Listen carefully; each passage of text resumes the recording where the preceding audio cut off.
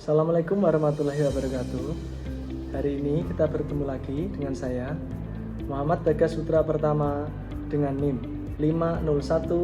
501332623, merupakan mahasiswa Prodi Magister Pendidikan Dasar semester 3 Universitas Terbuka tahun pelajaran 2025-2026 Ganjil. Hari ini kita akan mendiskusikan diskusi yang keempat, MPDR 5302, Studi Komparatif Pendidikan Dasar di berbagai negara.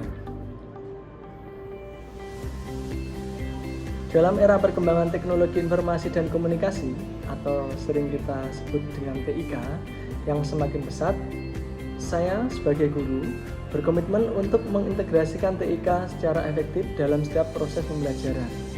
Tujuan utama dari penerapan TIK ini adalah untuk meningkatkan keterampilan, menstimulasi kreativitas, serta memperdalam pemahaman konsep siswa, sehingga mereka tidak hanya menguasai materi pelajaran, tetapi juga mampu berpikir kritis dan kreatif dalam menghadapi tantangan di abad 21. Nah, di dalam diskusi yang keempat ini ada beberapa pertanyaan. Pertanyaan ke-1, dalam era perkembangan teknologi informasi dan komunikasi atau TIK, bagaimana Anda sebagai guru pendidikan dasar dapat memastikan integrasi yang efektif dari TIK dalam proses pembelajaran? Dalam era perkembangan teknologi informasi dan komunikasi atau TIK yang semakin pesat, guru pendidikan dasar memiliki peran yang penting dalam memastikan integrasi TIK secara efektif di dalam proses pembelajaran. Upaya ini dapat dilakukan melalui beberapa langkah konkret yang terencana dan berkesinambungan. Menurut saya, pertama-tama kita harus menyusun rencana pembelajaran berbasis TIK, di mana guru merancang kegiatan belajar yang memanfaatkan teknologi sebagai sarana utama. Misalnya, penggunaan video pembelajaran untuk menjelaskan konsep-konsep IPA dapat membantu siswa memahami materi secara visual dan lebih interaktif. Hal ini tidak hanya menarik perhatian siswa, tetapi juga bisa memperkuat pemahaman konsep yang diajarkan.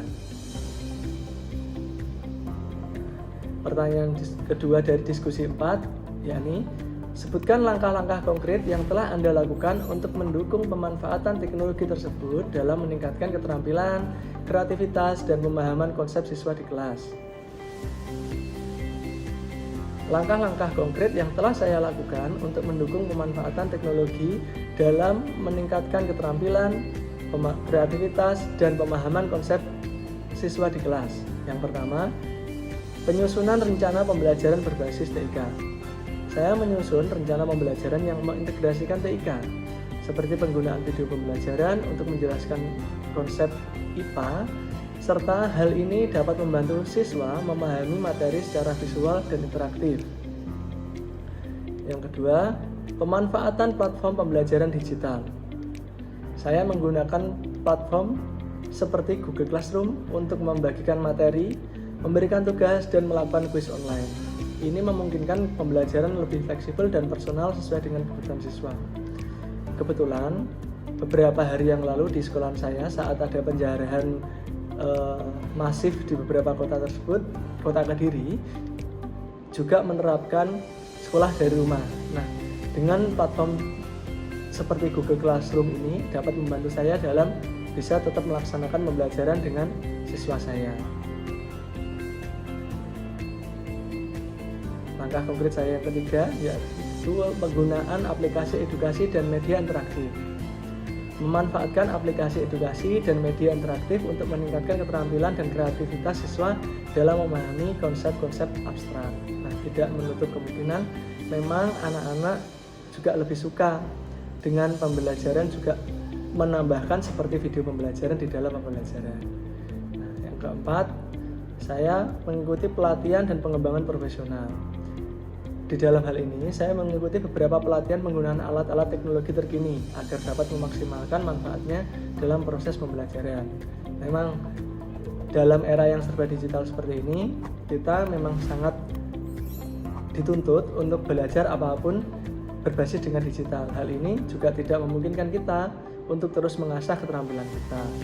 Kita dapat bergabung dengan beberapa workshop, dan sekarang banyak sekali seperti webinar-webinar gratis, juga dari YouTube atau TikTok bisa kita manfaatkan.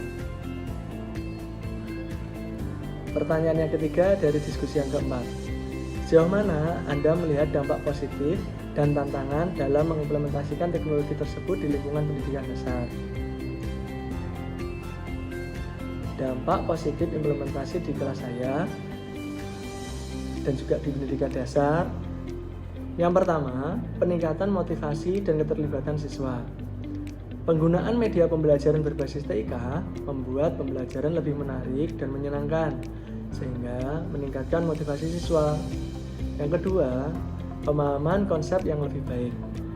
Simulasi interaktif dan animasi membantu siswa memahami fenomena kompleks dalam berbagai bidang studi seperti sains dan matematika. Yang ketiga, pengembangan keterampilan abad 21. Integrasi TIK mendukung pengembangan keterampilan berpikir kritis, kreatif, dan kolaboratif siswa. Nah, sekarang kita masuk ke dalam tantangan dalam mengimplementasikan TIK di kelas saya. Memang dalam pelaksanaan TIK ini juga tidak bisa kita katakan mulus 100%. Pasti juga ada tantangan-tantangan dalam mengimplementasikannya. Seperti contoh yang pertama, keterbatasan infrastruktur dan akses internet. Masih terdapat beberapa siswa mengalami kesulitan dalam mengakses materi pembelajaran online akibat keterbatasan perangkat dan jaringan internet. Nah, memang tidak menutup mata, memang masih ada orang tua yang belum bisa membelikan anaknya perangkat atau gawai. Nah, dari situ suatu tantangan juga bagi kita.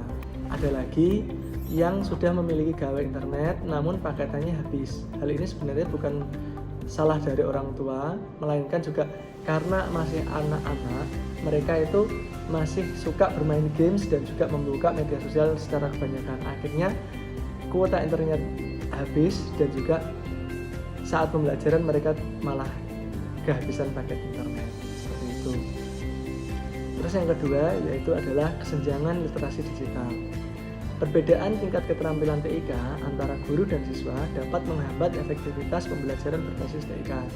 Nah, hal ini juga memang kita tidak bisa pungkiri karena masih terkategori anak-anak, jadi agak sulit kalau tidak kita bimbing seperti itu untuk melaksanakan pembelajaran dengan digital seperti yang kita laksanakan.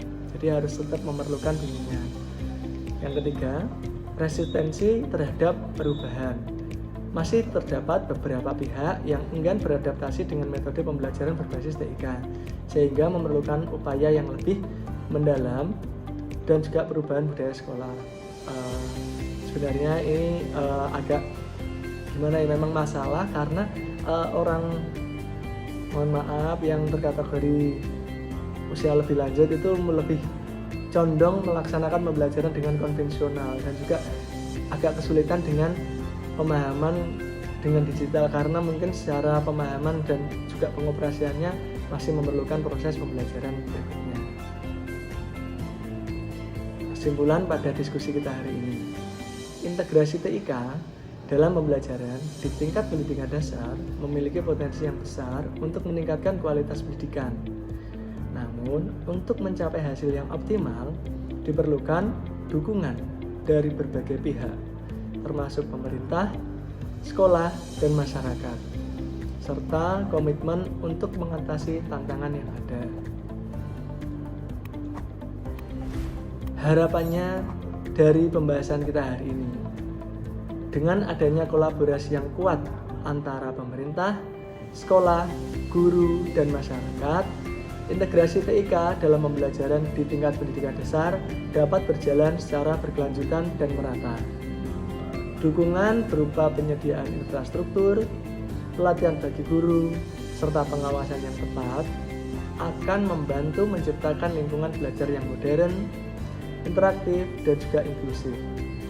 Dengan demikian, siswa tidak hanya menjadi pengguna teknologi, tetapi juga mampu memanfaatkannya secara kreatif dan kritis untuk menunjang proses belajar. Pada akhirnya, diharapkan integrasi TIK dapat melahirkan generasi muda yang cerdas digital, adaptif terhadap perkembangan zaman, dan siap menghadapi tantangan di masa depan.